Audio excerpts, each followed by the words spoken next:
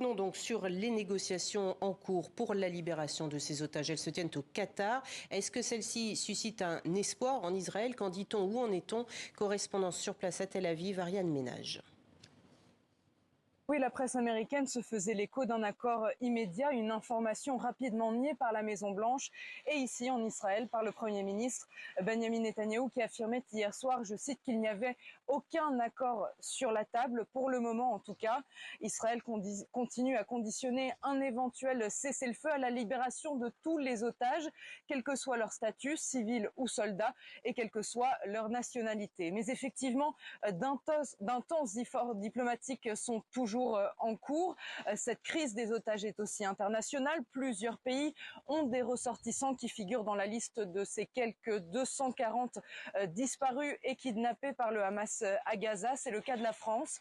Et on a vu cette semaine un déplacement du ministre des Armées au Proche-Orient. Emmanuel Macron s'est également entretenu avec le président égyptien et l'émir du Qatar.